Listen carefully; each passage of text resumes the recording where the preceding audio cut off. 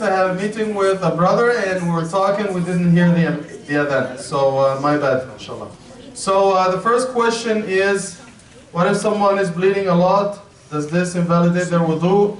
Yes. And I think we answered the question several times before. So basically, if someone has wudu and they cut themselves, like there's a nail on the wall or something, of course there is a difference of opinion among the scholars, but the chosen one is that if someone bleeds, then their wudu is valid. They don't have to renew their wudu unless they want to. There is extensive evidence that, like for example, after the battle of Badr or Uhud, when the Sahaba were praying behind the Prophet ﷺ, some of them had cuts and they were bleeding, and their salah is valid.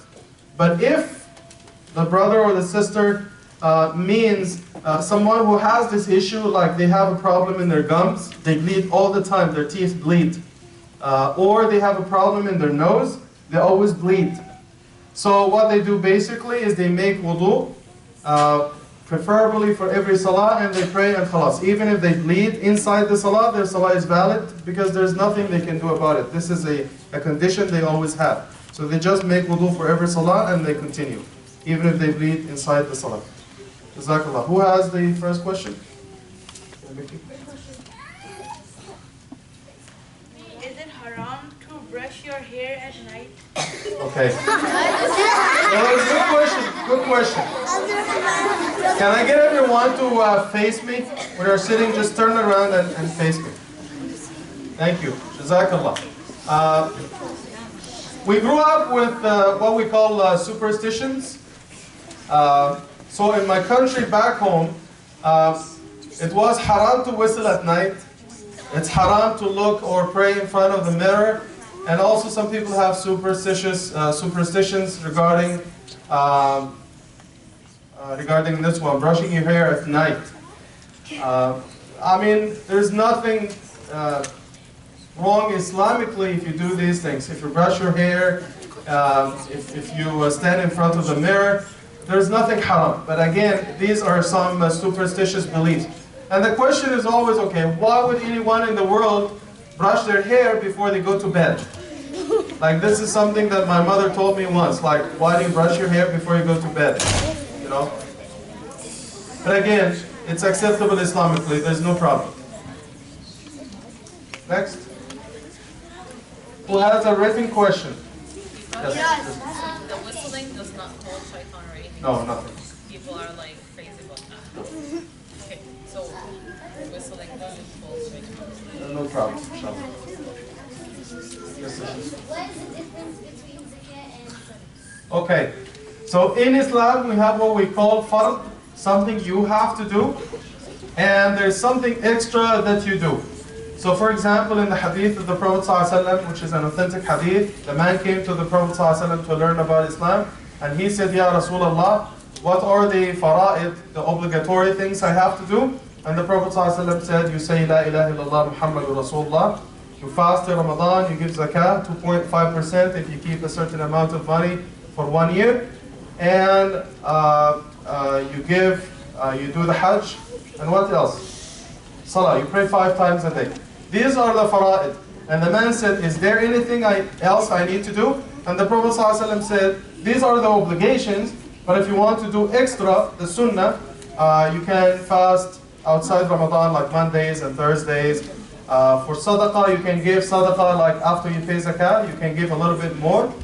You can do umrah, which is extra, and so on and so forth. And for salah, you pray the 5 times a day. Then if you want to, of course, pray sunnah before and after, this is something extra. And we spoke about the importance of the sunnah before. Because some people think if something is sunnah, you can ignore.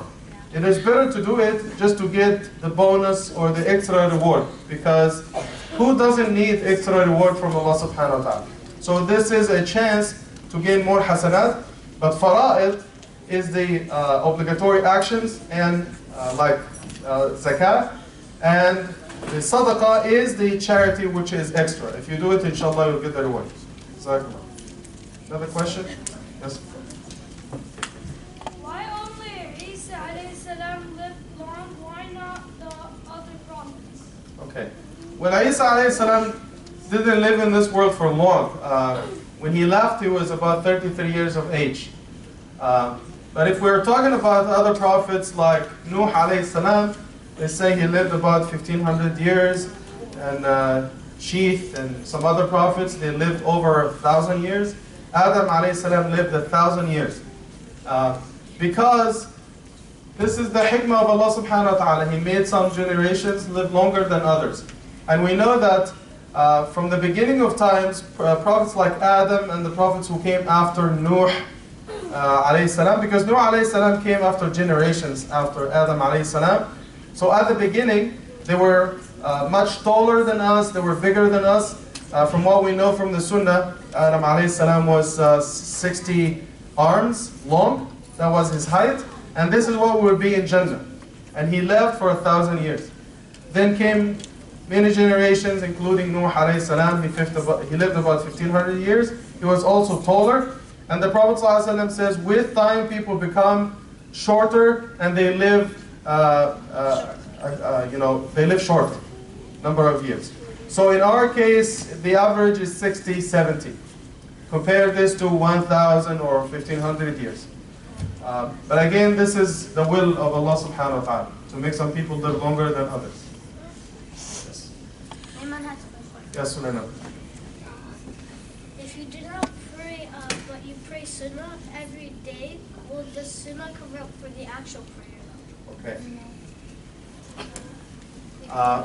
In the school, you have the curriculum and you have the extracurriculum stuff, right? So what if you studied the extracurriculum stuff and you didn't study the actual curriculum? Would you succeed at the end? No. The answer is no. Fara'id is something you have to do to be successful in Akhirah. So say for example, I didn't fast at all in the month of Ramadan and I fast Mondays. Or if I don't pray the 5 daily namaz and I pray witr at night. My salah is not accepted and my fasting is not accepted. I have to fulfill the obligations first.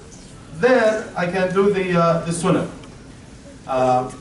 We spoke before, if someone does the fara'id, the obligations, as the Prophet ﷺ says in the hadith in Sahih Muslim, if someone does the 5 obligations of Islam, they pray 5 times a day, they fast in Ramadan, and the person in the hadith I mentioned at the beginning said, Ya Rasulullah, what if I don't do any extra ibadat, like sunnah? So the Prophet ﷺ said in one narration, he will be in Jannah. But we mentioned when we spoke about the extra acts of ibadat, it is actually the sunnah that will raise you in rank in Jannah. So if someone sticks to the basics, they will be in Jannah, but they will not be in the lowest places in Jannah. But if you want to raise your rank or your level in Jannah, you have to do the extra ibadat, like sunan, sadaqah, umrah, and so on and so forth. But if someone doesn't do the obligations of Islam, the sunnah will not benefit them that much. Allahu Akbar. Yes, When animals die, do they go to Jannah? when animals die, do they go to Jannah? We know from authentic hadith that animals will not go to Jannah. So what happens?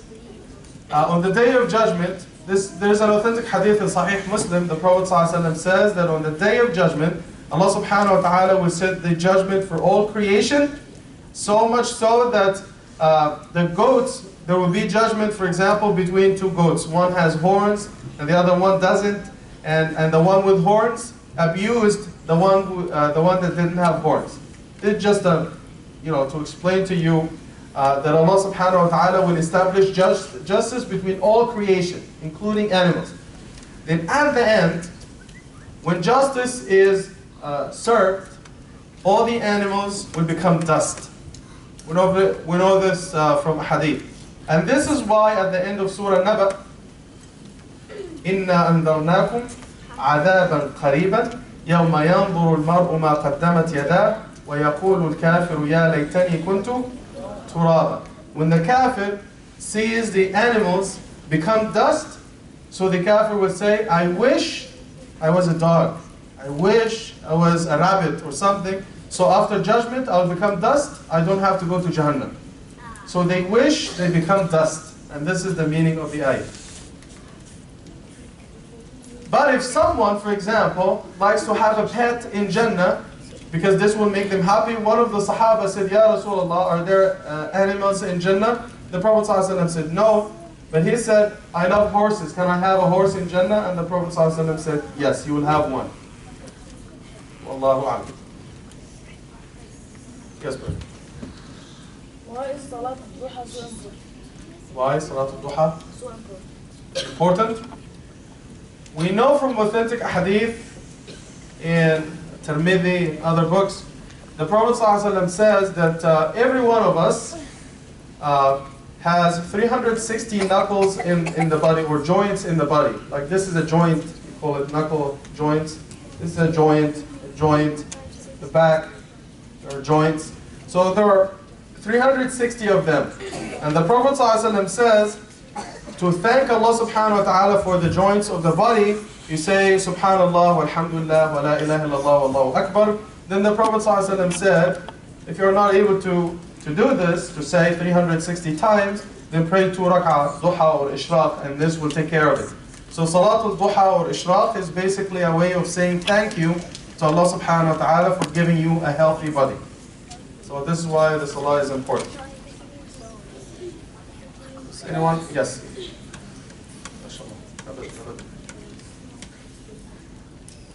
What if someone does everything a Muslim needs to do except they pray like 2 to 3 times a day? Does it still make him or her a good Muslim?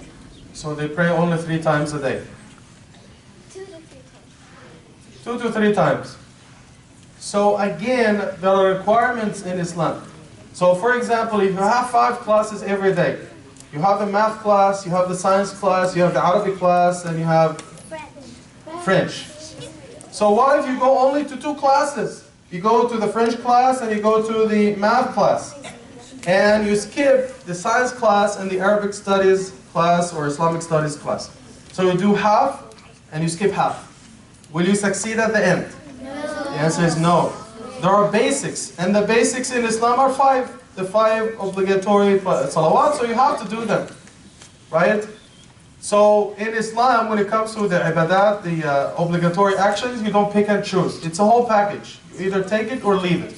So with that being said, if I see a Muslim who prays twice a day or 3 times a day, do I tell them, your 3 salawat are not accepted, you have to stop praying? Or I tell them, 3 are good, but you have to do the 5. Or you will be in trouble in the end. Do you ask them to stop, or do you ask them to do the 5? Ask them to do the 5.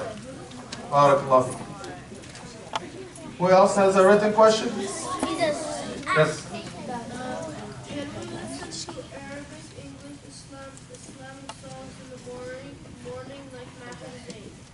Okay. This is a very complicated topic. I need 1 hour to answer. So generally, nasheeds are acceptable. But when it comes to the nasheeds that have music in the background, this is a long discussion. Maybe one day I need to dedicate the whole discussion to this topic. Because it's kind of complicated, and I want to do justice to the topic, so I'll take my time, inshallah, to answer. You have a written question? Okay, we'll start with the written questions. Written question? Yes. What's the Saifullah? Saifullah is a name. It's a name. It was actually a name for Khalid ibn al-Walid radiallahu anhu. So the word Saif, it means sword. And Allah, you know Allah. So Saifullah is the sword of Allah. Because he was protecting the Muslim community and taking care of it. So it's a name.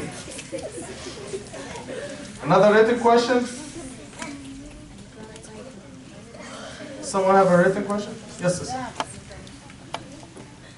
What if someone's sleeping in front of you? Can you pray? Well, technically, listen guys, it's a good question. It's a good question. It's a good question. Technically, if someone is like sleeping in front of you, you should move to the side if you have space in the house. Otherwise, they might distract your attention. But there are authentic hadith, like in Bukhari, The Prophet ﷺ would pray at night in the house of Aisha radiallahu anha. And the house was basically one room. That was her house. So basically when he was praying with or qiyam at night, he would pray, and because the room was small, and she was sleeping in the direction of the Qibla, and he would pray and she would be sleeping in front of him. And the room was so small, they say in the hadith, that when he had to make sajda, he had to move her feet to make sajda. The house was very small. So technically you can, the salah is accepted, but if you have more room in the house, it's better to pray somewhere else. Wallahu a'lam. But it's a good question. More questions? Written questions? Okay, we can, Sulaiman raised his hand. Do you still have a question? Okay. So we'll take two good questions and we'll let you go, inshallah.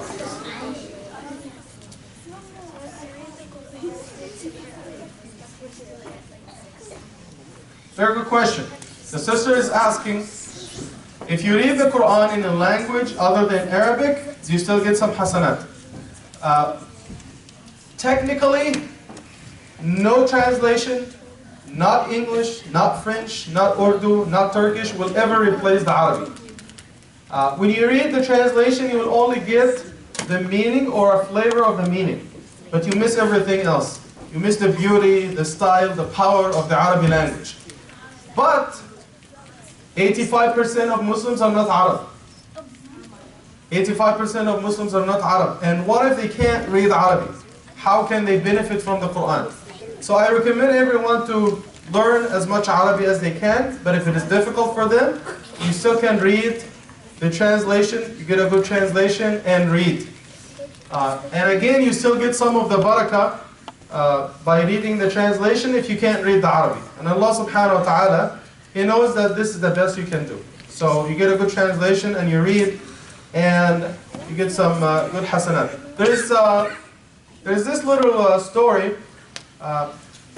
Someone who accepted Islam, he didn't know Arabic. So he basically couldn't read the Quran in Arabic. But his son, he sent his son to Medina University, and his son memorized the Quran in Arabic. So mashallah, he was very knowledgeable.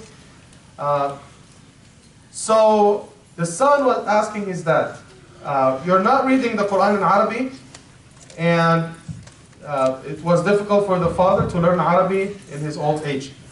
But he was reading the translation all the time. Once he is done reading the whole thing, he starts over and reads the whole thing. So his son said, okay, do you get some benefit by reading the English?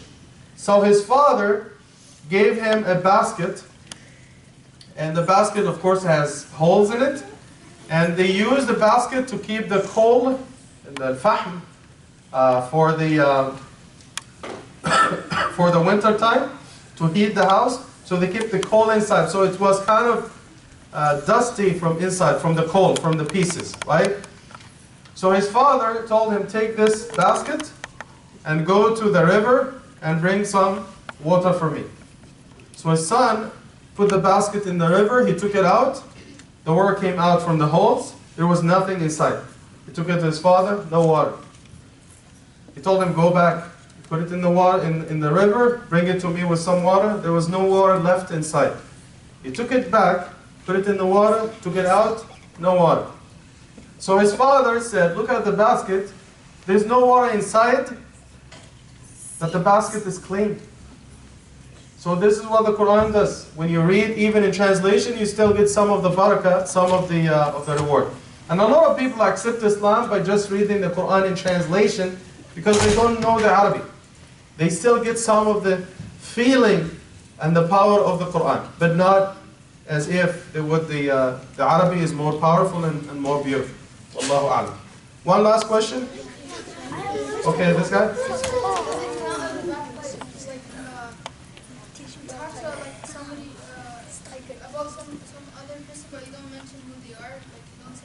Start all over, slowly. Let's say if you're telling somebody about somebody else, but you don't mention who they are.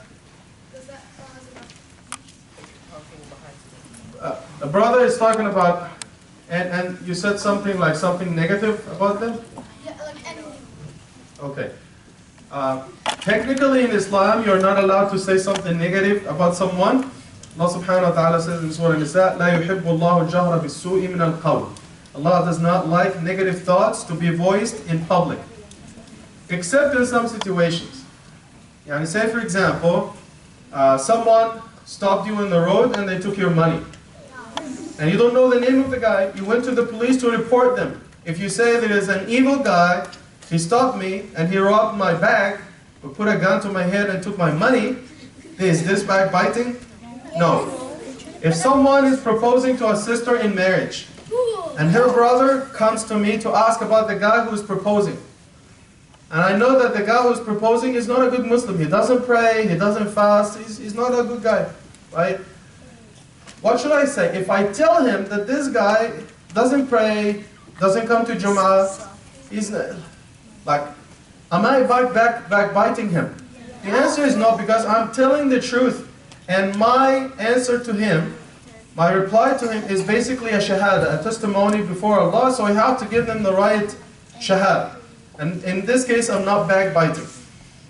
If it is used for identification, like say for example, someone gave me a book, and he says, give this book to brother Muhammad. I tell him, Muhammad who? He would say, brother Muhammad who comes for Salatul Jum'ah. Half of the people in the masjid at Jum'ah are called Muhammad or Mehmet, or half of the people, Muhammad who? Because they don't know their last name. He would say, well, Muhammad the tall guy. Well, half of them are tall. Muhammad who? Muhammad who has a nice suit. And half of the people have nice suits. Then he would say, the bald Muhammad, Muhammad with no hair. Or the Muhammad with one leg.